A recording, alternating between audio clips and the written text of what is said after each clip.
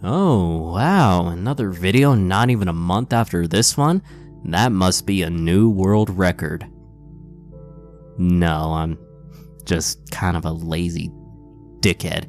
But in short, I am some ordinary gamer's Trollpasta V2 reading machine here. And, yeah, this is a continuation from the last video, where pretty much so I said I would make this as its own separate video. I'm feeling a lot more better, but I still have this fucking cough that is pestering through and through, so no dramatized readings until then. But in short, I read this out loud when I wasn't a sick asshole, and pretty much so my friend and older brother had some colorful commentary to give while I was reading this, and also here and there I found out that this was a ripoff of Dead Bart. And if you know anything about the last video and how I was critical towards, before actually making this its own separate video, yeah, it's going to be fun.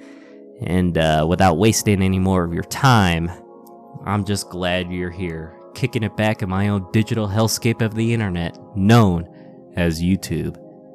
And let us suffer through Dead Spongebob. Please help me. I am trapped.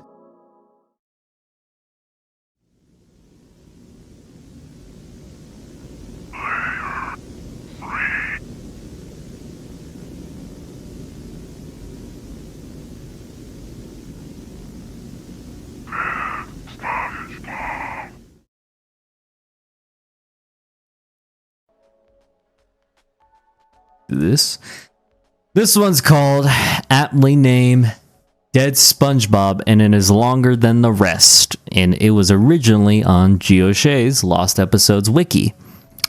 And a riveting comment under it just says, "Stop typing ever again." I don't think they're the ones that wrote it on the Trollpasta wiki. It just got thrown onto here, but okay, whatever, go off, sis. You know how Nickelodeon has a weird way of counting SpongeBob episodes? They refuse to count a couple of them, making the amount of episodes inconsistent. The reason for this is a lost episode from Season 1. Finding details about this missing episode is difficult. No one who was working on the show at the time likes to talk about it. From what has been pieced together, the lost episode was written entirely by Stephen Hillenburg. Oh god, rest his soul for the travesty that's about to happen. I think the reason why he left originally is because he read this. During production of the first season, Steve started to act strangely.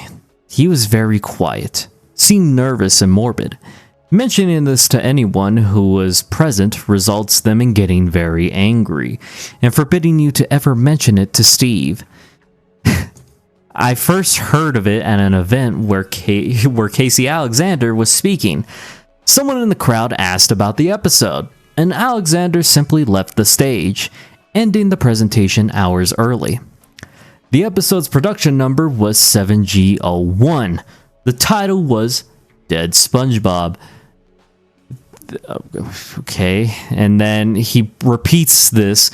The episode labeled 7G01 Help Wanted was made later, and given Dead SpongeBob's production code to hide the latter's existence. In addition to getting angry, asking anyone who was on the show about this will cause them to do everything they can to stop you from directly communicating with Stephen Hillenburg. At a fan event, I managed to follow him after he spoke to the crowd. and eventually had a chance to talk to him alone as he was leaving the building. He didn't seem upset that I followed him, probably expected a typical encounter with an obsessive fan. Like he was expecting a blowjob. Holy fuck, that's creepy. Yeah, no. This is why Steven Hillenberg isn't with us today. Because of this guy right here. This is the guy who fucking ended his... I wouldn't say career, but ended his life with terrible story writing. Oh god, I lost my place. Shit. When I mentioned the lost episode, though, all color drained from his face. He started trembling. When I asked him if he could tell me any details, he sounded like he was on the verge of tears. He grabbed a piece of paper, wrote something on it, and handed it to me. He begged me to never mention the episode again. That's why I written a whole story about it, mentioning it to everybody. The piece of paper had a website address on it. I would rather not say what it was for reasons you'll see in a second. Well, what do you mean I'll see in a second? I don't see anything. There's no video link or anything. No pictures. You fucking lied. Oh god, they got him. Nickelodeon Death Squad got him. Oh, fucking the truth and paid for it. Oh, Jesus. Fucking the guy who built a goddamn water-powered car has nothing on this guy. I know. I entered the address into my browser. It came to a site that was completely black, except for a line of yellow text, a download link. What do you mean by that? I don't know, man. It could have been some sketchy porn link, and he bit onto it. I clicked on it, and a file started downloading. That's where it starts. He downloaded a fucking desktop SpongeBob stripper. Once the file was downloaded, my computer went crazy. Yep. It was the worst virus I had ever seen. System restore didn't work. The entire computer had to be rebooted. Before doing this, though, I copied the file onto a CD. Somehow, miraculously. I tried to open it on my now empty computer, and as I suspected, there was an episode of SpongeBob on it. The episode started off like any other episode, but had very poor quality animation. The first act was fairly normal, but the way the characters acted was a little off. SpongeBob's dad seemed angrier. SpongeBob's mom seemed depressed. Patrick seemed anxious. SpongeBob seemed to have a genuine anger and hatred for his parents. The episode was about the SquarePants family going on a plane trip. Near the end of the first act, the plane was taking off. SpongeBob was fooling around as you expect. However, as the plane was about 50 feet off the ground, SpongeBob broke a window on the plane and was sucked out. Wait a minute. No. This better not be what I think it is, because I swear to God, if that is what this story is just another fucking carbon copy, we're gonna have some fucking problems. You already know. Yeah, oh no. This motherfucker, I swear to fucking God, he just took dead Bart and made it SpongeBob. No effort. Just make the character SpongeBob. Bruh, ain't no way. We're still gonna read it though. Just SpongeBobified. What a fucking waste of a goddamn story. Holy shit. Fucking hell. Oh. At the beginning of the series, Steve had an idea that the animated style of SpongeBob world represented life, and that death turned things more realistic. This was used in this episode. The picture of SpongeBob's corpse was barely recognizable.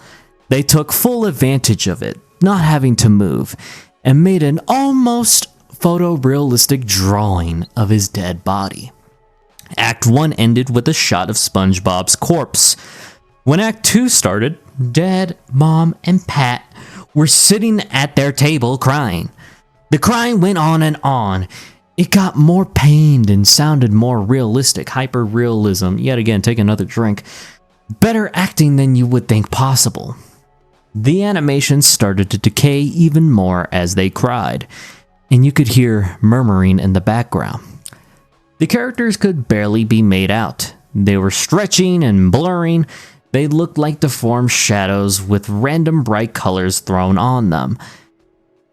There were faces looking in the window, flashing in and out, so you were never sure what they looked like. This crying went on for all of Act 2. Act 3 opened up with a title card saying 1 year had passed. Dad, Mom, and Pat were skeletally thin, still sitting at the table. There was no sign of Gary. They decided to visit SpongeBob's grave. Bikini Bottom was completely deserted, and as they walked to the cemetery, the houses became more and more decrepit. They all looked abandoned. When they got to the grave, SpongeBob's body was just lying in front of his tombstone, looking just like it did at the end of Act 1. The family started crying again. Eventually, they stopped. They just stared at SpongeBob's body. The camera zoomed in on Dad's face. According to summaries, Dad tells a joke at this part, but it isn't audible in the version I saw. You can't tell what SpongeBob's dad was saying. The view zoomed out as the episode came to a close. The tombstones in the background had the names of every SpongeBob's guest star on them. Some of them no one heard of in 1999. Some that haven't been on the show yet, all of them had death dates on them. For guess who died since, like Michael Jackson and George Harrison, I swear to fucking God. They didn't even bother trying to change the actors' names who had made a guest appearance on the fucking Dead Bart creepypasta. They just fucking left Michael Jackson and George Harrison. Okay, cool. The dates were when they would die. The credits were completely silent and seemed handwritten. The final image was the SquarePants family on their couch, like in the intros, but all drawn in hyper-realistic, lifeless style of SpongeBob's corpse. A thought occurred to me after seeing the episode for the first time. You could try to use the tombstones to predict the death of living SpongeBob's guest stars. There was something odd about most of the ones who haven't died yet. All their deaths are listed the same. Oh, fucking terrible story. You couldn't have at least tried to change some story elements, but instead, fuck it, add a little bit of details here and there. Nobody will fucking notice, right? It's just called Dead SpongeBob. It's Dead SpongeBob, Dead Bart, who fucking, guess the fucking similarities. They're totally, completely different. Yeah, putting an effort into something's actually hard. Oh, God, literally the epitome of, hey, can I copy your homework? Yeah, sure, but don't make it too obvious. And this is what they fucking present. Oh, fucking hell. That was fucking terrible. That took 11 minutes to read too. Honestly. I need those 11 minutes. I have no idea. I need those 11 minutes back of my living because holy shit, that was not worth it.